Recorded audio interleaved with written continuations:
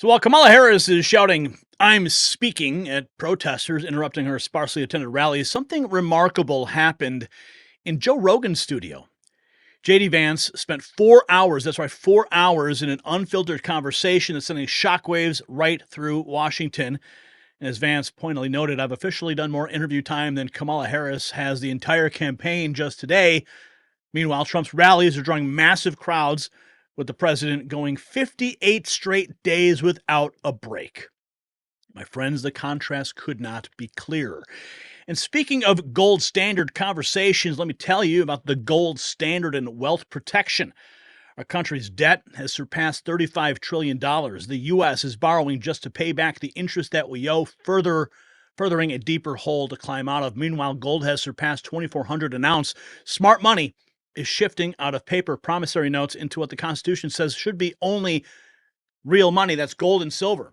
So if you have funds sitting in a low-interest bank account or 401k IRA retirement account, you need to call my friends at Global Gold Investments.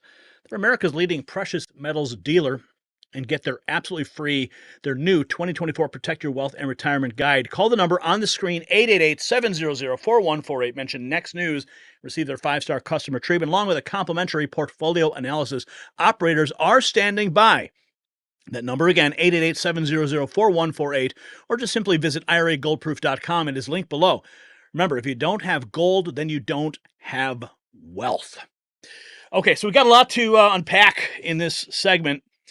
Joe Rogan and JD Vance, yes, they broke bread on the Joe Rogan experience.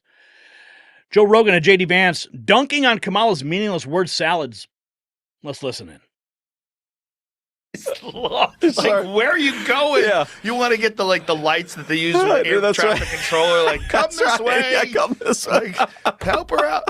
Do you think she wears an earpiece? I wouldn't be surprised. I have no idea. The earpiece one was amazing. But man, the little she just Bluetooth thing, the earring. It's astonishing. She talks. The only way I can describe it is she talks in circles. Yeah, right. It's like Tim Dillon says it's like she does gypsy curses because she speaks in gypsy curses.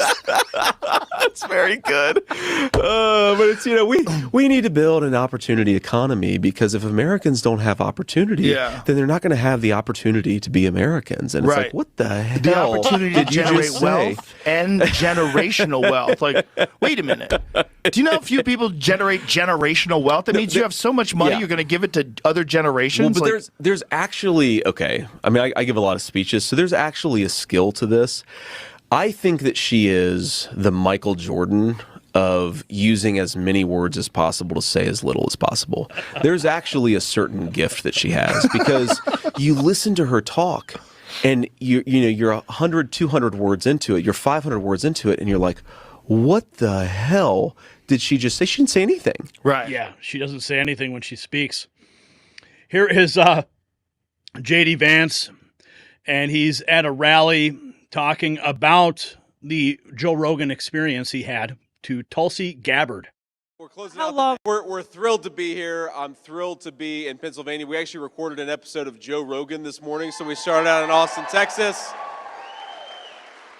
and we're closing out. How long was it, JD? How long were you in Rogan's Almost studio? 4 hours. Almost 4 hours. So, I've officially done more interview time than Kamala Harris has the entire campaign just today. So, we're look. I drive. Oh yeah. Well, there's more. JD Vance explains to Joe Rogan why he thinks the 2020 election was rigged. This is where I always get pissed about the media conversation around what happened in 2020. Is what they'll do is they'll sort of find the craziest conspiracy theory about what happened in 2020. They'll debunk it and say, "Oh, look, this shows that nothing bad happened in 2020." There's a nonpartisan organization that actually looked at what would have happened to Americans' votes if they had just known the truth about the fact that Joe Biden fundamentally had traded his political influence for money. Like, that's what it was. It's an old-fashioned American corruption story. I will give you access to powerful people in exchange for money, right? That was the true scandal of the Hunter Biden laptop. Again, it wasn't Hunter Biden doing cocaine with a stripper. That was the fun part. You can say that. I have an election to win. So that was the real scandal. It was the corruption. It was the corruption. And this evidence of the nonpartisan corruption. and direct evidence of the corruption. And a nonpartisan organization said that knowledge, which was suppressed by the entire American media and big tech scene, that would have changed millions upon millions of votes. And we know that the number in 4 swing states was 88,000 votes that were the difference between Donald Trump and Joe Biden winning the 2020 election. So set to the side all of the other arguments about fraud and all the other rule changes that happened in the midst of COVID. We know that big tech colluded with our own sort of, I would say colluded. The one thing I'll say about Zuckerberg is, and I don't know him super well. I've never had a problem with him, but I do wonder if it's a convenient excuse. I don't doubt that the FBI said, hey, this is Russian disinformation, but these companies still have to take some agency over this too, right? So I think it was both the corruption of the FBI and the intelligence services, but also the big technology companies themselves. Both of them are at blame. And I think fundamentally, if they had not done what they did, Donald Trump would have won another term as president of the United States. You're never going to be able to convince me that if millions upon millions of swing voters knew the evidence of Joe Biden's corruption and it was staring them in the face, that we would not have been able to pull that one out. Okay, so that point alone is all you need to scream election interference that swayed votes. Like he pointed out, the rule changes, the ballot drops, all these weird things that happen that have been extensively documented and investigated. 3,000 mules, the whole bit. Okay? Just the laptop alone was election interference and enough to swing the election. Independent investigators and agencies discovered that reality. If the American people had known, but it was suppressed because the FBI came out screaming that it was Russian disinformation, and all the social media companies just said, no, you can't talk about it. They'll suppress it. Couldn't talk about it on YouTube either. Oh, yes, there's more. JD Vance with Rogan, I think when Elon purchased Twitter, it changed the entire game because now you have this Wild West of uncensored social media. Uncensored. I think when Elon purchased Twitter, it changed the entire game. Because now you have this Wild West, uncensored version of social media that's run by this super genius madman who has all the money in the world. That's right. It's a crazy. I mean, it's really, without him, we're in a lot of trouble. Because let's say Twitter never gets purchased. They run the same way they've run it in the past, where they're being influenced by whatever companies and whatever agencies decide to remove posts or remove people and ban Donald Trump and ban a bunch of different conservatives and ban a bunch of people that were outcasts, and they just decided they were controlling the discourse. Well, then you have no outlets other than Parler, and we discussed this yesterday. Those outlets 100% got infested by bots, where where they're putting Nazi stuff up and like, oh, this is a Nazi site. Like, no, you're the Nazi. You put it up there. Yeah, exactly. You poisoned it. Exactly. Instead of it being just a place where conservatives can go and talk about things and not be censored like they were on Twitter, then they get infiltrated with all this hate shit, and then it becomes a hateful place, and they don't even want to go, so now they're homeless. That's right. Well, now all of a sudden Twitter comes along, Elon comes along, has this complete shift in how he's viewing this attack on free speech. Then you have Schellenberger and Matt Taibbi. They go into the Twitter files. They find like, oh my God, like this is unconstitutional. This was industrial scale censorship, is what it was. And they weren't right. They did all this stuff, and it turned out that all the things they were saying were either lies or were incorrect. Correct. And there's no repercussions. And so you're seeing all this in real time, and no one on the left has any problem with it, which to me is insanity. And the people that do have a problem with it, their solution seems to be to just go to the right. They don't even feel like you can reform the left. People are just like Tulsi Gabbard becomes a Republican. People are just abandoning this. Like, I can't talk to you people. That's right. I'm doing an event with Tulsi Gabbard tonight in Pennsylvania. Actually, love her. I love her. She's awesome. And I think she basically decided the left cannot be reformed in this country anymore. That's what happened with Bobby Kennedy. That's what's happened with a lot of old school liberals. Is they said, we don't care what you do in your bedroom, but we believe in the fundamental right of people to speak their mind, and the Democrats just don't believe in that anymore. So they don't. They don't. They are now the party of absolute tyranny. J.D. Vance and Joe Rogan explain how men who are healthier and have higher testosterone levels tend to be conservative. Remember that piece that came out a while back, like, oh, if you are lifting weights and, keeping a healthy lifestyle, you might be a white supremacist or something. Remember that story that came out? That basically... Well, Zuckerberg has gotten really into mixed martial arts. He's gotten really into jiu-jitsu and really into training. And there's very few things that will turn you into a conservative more than martial arts training. Like there's no way to get ahead other than hard work. Well, have you seen all these studies that basically connect testosterone levels in young men with conservative politics? Oh yeah. So maybe that's what's going on. Well, there's a certain amount. Maybe that's why the Democrats want us all to be, poor health and overweight, is because that means we're going to be it means we're going to be more liberal, right? If you make people less healthy, they apparently become more politically liberal. That's an interesting observation. Well, I think there's like socially liberal, like live and let live, do whatever you want as long as you're not hurting anybody, which is really what I am. And then the reality these labels get all confused, right? Yeah. And this is where it gets sort of conflated, like the reality of hard work being a virtue. Yes. And this has always been a conservative idea, is that you're really supposed to like make your mark in this world and get up in the morning and work hard, and you should be proud of that. Yes. The only way to get good at jiu-jitsu is hard work. Yes. So everybody who really trains hard and gets good has a certain level of just a true understanding of the real relationship, that the actual the mathematical equation of focus, time, energy, and discipline versus positive results. Yep. And there's only one way to excel. There's no other way to excel at martial arts other than training hard. So it's kind of normal that he's becoming like leaning more libertarian and wearing hoodies now. No, my secret, a little jacked. My secret theory is that Zuck is now a Trump supporter, but he can't say that publicly, of course. But hopefully he is.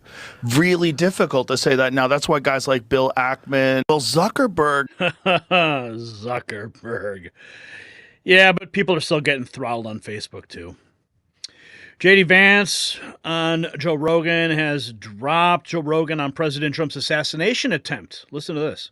It was professionally... Did I have access to information I can't talk about? Well, there was a lot of weird stuff to it. One of them is that his where he lived was professionally scrubbed. So he got there was no silverware. There's no silverware. That's the place bizarre. is scrubbed. Right? Yeah, there's nothing. There's no DNA, no hard drives, no nothing. Well, so and how do you get that close? I mean, do you shoot guns? Yeah. Okay. So I'm a pretty good shot. I served in the Marine Corps for 4 years. An AR-15 from 140 yards away is a chip pot shot. Even without a scope. He didn't have a scope, right? I don't believe he had a scope. But even without a scope. Without a scope. I mean, I've shot an M16 many times and an AR-15 without a scope. There is no... It is shocking that he's alive. Yeah. Right? It really is. I'm a person of faith, but I think it's a genuine miracle that guy didn't kill him. But how did he get so close? There's a lot of really big questions. Well, he was walking around the area with a rangefinder before the event, and people were yelling and saying, "This he's on the roof. Got a gun. He's on the roof." Yeah. There was that crazy. I think it was a BBC reporter, somebody with an English accent, who did the report on the ground with the guy. He's like got a MAGA hat on and a Bud Light. He's probably not a Bud Light. He's got some beer and he's talking to this guy who saw crooks get on the roof, and he's yelling at him. It's an amazing clip. He's yelling at him like, "Hey," he's yelling at police officers saying, "Hey, this guy's on the roof. Go and get him." And nobody responded to it. And the whole thing is very fishy to me. And I hope that we win and then get to the bottom of it, because I think Yeah, we need to figure out what exactly happened there. Clearly a lapse in security. There's a lot of theories going out there, plenty of floating around online. But Donald Trump had this message to say. Election, but I've come here today with a message of hope for all Americans. With your vote in this election, I will end inflation. I will stop the massive invasion of criminals into your state. And I will bring back the American dream. We're going to bring back the American dream. It's hard to have an American dream when radical, crazy killers and just horrible, horrible murders. You know, you had coming through your border. Do you know how many you had? 13,099. That's Border Patrol, who endorsed me, by the way, very strongly. That was earlier in Albuquerque, New Mexico. Here's her. And you know what they said about her? She's the worst person they've ever seen having anything to do with the border. She's terrible. You cannot elect her. That's Border Patrol. That's Border Patrol. Do you know that in 4 years, almost 4 years, she never called Border Patrol once, and yet she was in charge of the border. That's disgraceful. That was in Albuquerque, New Mexico. Of course, this video clip here is from his time in Wisconsin yesterday with his orange vest on, going out to the rally there. Here's another. This is an interview that he did. I believe this was on Hannity. Let's listen in. This was just 21 hours ago. By letting So in Mexico, which is a real threat to us, by the way, in two ways. They're killing hundreds of thousands of people by letting fentanyl, another thing, come through our border. We should stop it. I had it stopped. I had it very close to stopped. I had the strongest border in history. Now we have the worst border in the history of the world. I had the strongest border. The day you saw the chart, the day I left office, I had the strongest border in the history of our country. Now we have the worst border ever in the world. There's never been a border in the world where 21 million people were allowed to come across almost at one time. It's crazy what we're doing. But we're going to have a country that's going to be strong and respected again. We're going to have a country where the taxes are going down, where the quality of life is going up. We're going to have a country. They don't respect us. You know, it's interesting. I went to Abe of Japan, Shinzo. He was a great friend. He was assassinated. He was a great gentleman. I said, Shinzo, your deal with us is horrible. He said, I know you were going to come. I said, what do you mean? He said, I knew at some point you would come. For 25 years, nobody came. He said, no American ever came to renegotiate the deal. I knew you were going to do it. And I renegotiated the deal. And I was stuck with a bad deal to start off with. We had a bad deal with Japan. This is Japan. But I renegotiated with South Korea, with this. Now, don't forget, I'm negotiating from a bad place because they have these deals that were made by people that were either really stupid or corrupt. They had to be corrupt to make these deals. We have the worst trade deals. I was fixing these trade deals. I was taking care of our country. But the bottom line is this. We're going to be respected again. We're going to make America great again. And there's nothing in the world I'd rather be doing. I don't want to be in some beautiful beach. I don't want to be sitting in some faraway hotel where it's very nice and watching television or doing something. I want to be doing what I'm doing. It's so incredible. We've made such, and this is a movement. By the way, this is a movement maybe like the world has never seen. MAGA, Make America Great Again. Go. The world has never seen a movement like this. And I think we're doing very well. We're leading everything. We're against the opposition. And the opposition is also the fake news media. They're terrible. Yeah, they are terrible. The lies, the misinformation that is spread by them.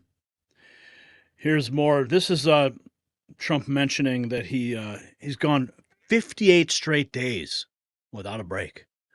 Kamala Harris, I mean, she's hardly even doing any press or rallies. A long time. Let's go to your closing arguments. McDonald's, Al Smith dinner, 3 hours on Joe Rogan, your rallies at Madison Square Garden. I've known you a long time, long before you ever decided to get into this crazy political world that you're in. I think I know you well enough to see that you're having a lot of fun. There's a lot at stake, but I can tell that you are definitely having a good time. Am I wrong in my perception? Not only are you right when you say that, when you say good time, it's hard to say I'm having a good time because, yesterday I did 3 rallies. I did, but when you're in front of a crowd, I've gone 58 days in a row, no days off. Yeah. I'm amazed. She's taken 2 days off in the last few days. I said, you're getting down. I think it was down to we're down to 14 days and she was taking days off all the time. And, she only does, she'll do like one little event. And they don't get any people at their events. They bus them in. I don't bus anybody. They bus them in. They don't get people. And when they leave, you saw Beyonce. They came in to see Beyonce. Beyonce didn't sing. They all left. And she's standing there making a speech. There was nobody there. And everybody was screaming and cursing because of what happened. Look, we have a real campaign. This is a movement like we've never had in this country. And it's not a question of, am I having a good time? I think we're making tremendous progress. We have to save the country. Our country, we are a nation in decline. I say it. We're a nation in serious decline. And we can't go through another 4 years. I don't think we could go through another year like this. We have criminals coming into our country at a level that's never been seen before. And to me, the biggest thing, I know the polls say the economy and inflation and everything, but, and the border is number 3. I think the border is number 1. For a really great American, the border is number 1 because we're allowing tens of thousands. Think of it. This is announced the Border Patrol, which is so great. They did things which they've never done before. They announced last week how many of different crimes have coming in. They said 13,099 exact murderers, people that murdered people that were in jail, have been released into our country. They said 16,000 drug lords, drug dealers. I mean, everything's exactly detailed onto. They never did that before. They announced the total, but they wouldn't say what the crimes were. Think of it. They've released over 13,000 convicted killers. Many of them killed far more than one person. And they're now roaming the fields of our country. We made America great. And now we're going to make America great again. We're going to make it great again. And we have the formula. It's down pat. This country, we're going to have jobs. We're going to have countries pouring back into our country. You're going to see something. And now I know everybody in Washington. I didn't know anybody. I was not a Washington person. I was rarely there. I know everybody. I know the good, the strong, the weak, the stupid. I know everybody. And we're going to make this country great again. Yes, we will. Oh, we've got more friends. Don't go anywhere. I've got this beautiful moment. Did you see this one yet? And everyone has a right to be heard, but right now I am speaking. And I am speaking. Kamala shouts, this is, okay, while Trump is out there wearing a garbage man's outfit and, Vance is doing Joe Rogan, Kamala thinks that this is going to move the needle. And can we hear it for our amazing musicians, Gracie Abrams, Remy Wolf, The National, and Mumford and Sons. And can yeah, you see, all they can do is lean on these celebrities who are probably all hanging out with, going to Diddy parties, right? And they're forced to make these endorsements. Here's President Trump. Let's go back to when he was in Wisconsin yesterday. Kamala's gross incompetence. Her gross incompetence disqualifies her from being President of the United States of America. She's incompetent. Everyone knows it. No one respects her. No one trusts her. No one takes her seriously. And to make her president would be a gamble with the lives of millions and millions of people. Terrifying. She would get us into a third world war. Oh. She doesn't know how to talk to these people. They would laugh at her. They would laugh at her because she's so grossly incompetent to do the job. She's not going to be able to do the job. And everybody that knows her agrees. And 5 months ago, they said there's no way she can be running for president. She's incompetent. And then what he's talking about there is the media was attacking her. She had the lowest ratings of any vice president in American history, and suddenly she's the darling of the party, and the media can't get enough of her. Let's go back to see what the president's saying. And because she's a member of this savage machine known as the Democrat Party,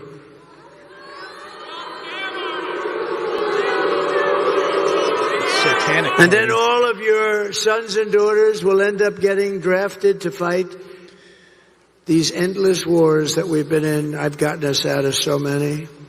I was the only president, think of this, in 82 years not to start a war. We dealt with peace through strength. And that's the kind of president we need. Learning now, Eric Trump has just cast his vote for his father with his beautiful wife, Laura Trump. He says, it's been a tremendous honor to stand by my father's side in the fight to save America. Today, I probably voted for him once again. Dad, you're incredible, and I love you very much. Let's make America great again. Man, how beautiful is that? Here we have Trump talking about the open borders. They're going to destroy your Social Security and Medicare, but I'm going to save it all. Also, he said, over the past 4 years, Kamala has orchestrated the most egregious betrayal that any leader in American history has ever inflicted. She's violated her oath and eradicated our sovereign border and unleashed an army of migrant gangs. Here he is telling you just how important Tuesday is. You've had enough. So this Tuesday, you have to stand up and you have to tell Kamala that you've had enough. You can't take it anymore. You're the worst vice president. You're the worst border czar. There's never been anybody bad like you. Kamala, you're fired. Get the hell out of here. Get out of here.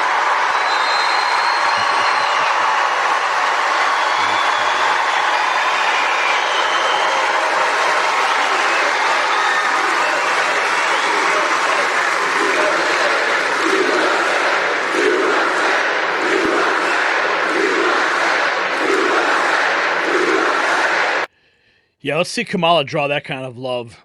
No, she just gets protesters at her rallies that are bussed in from God knows where. So, we got J.D. Vance tearing it up on the Joe Rogan show. Let's see real quick here. How many views has the Joe Rogan show? Let's see. J.D. Vance, Rogan. It doesn't even show up here. Okay, 6 hours ago, it's showing me 2.8 million. 2.8 million views in 6 hours. So that's pretty impressive. Obviously not the same numbers that Donald Trump got, but way more than Harris ever received when she went on the Call Her Daddy podcast. Now the contrast is stunning. While Harris can barely handle unscripted moments at her own rallies, Trump is speaking to packed venues night after night. While she dodges tough questions, J.D. Vance spent hours in unfiltered conversation with Joe Rogan. So here's what we're asking you. Why do you think Kamala Harris refuses to do any long-form interviews? I can't wait to read your comments.